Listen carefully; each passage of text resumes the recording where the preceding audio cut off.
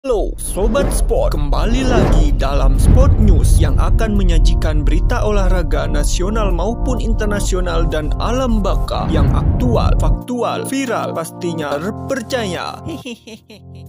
Meksiko yang perlu mencetak banyak gol untuk lolos dan Arab Saudi yang masih perlu 3 poin untuk lolos membuat permainan berjalan terbuka sejak awal.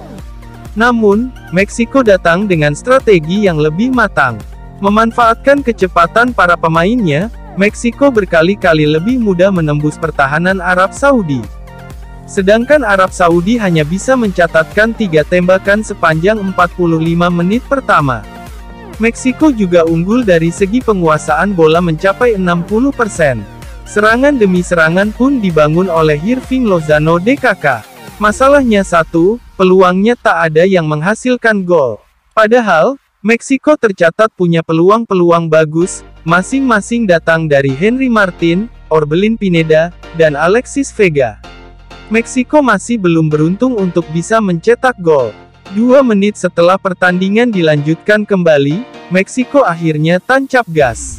Berawal dari high press yang berhasil, para pemain Meksiko dengan cepat mengerubungi kotak penalti Arab Saudi. Martin kemudian berhasil menyambut umpan dari Cesar Montes. Meksiko kemudian langsung menggandakan keunggulan di menit ke-52. Tendangan bebas langsung Luis Chavez sukses menggetarkan gawang Arab Saudi untuk kali kedua. Selepas itu, Meksiko jadi leluasa untuk menguasai pertandingan.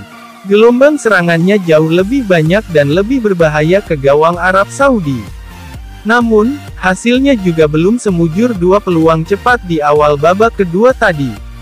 Sampai akhir pertandingan, Meksiko berhasil memborbardir gawang Arab Saudi dengan 26 tendangan, set yang tercipta pun mencapai 2,10. Bukannya mencetak gol tambahan untuk memastikan kelolosan, pertahanan Meksiko justru lengah. Permainan one-two cepat antara 3 pemain Arab Saudi berhasil mengantarakan Al Dawsari berhadapan 1 lawan 1 dengan kiper Ochoa dan mencetak gol di menit ke-90+6.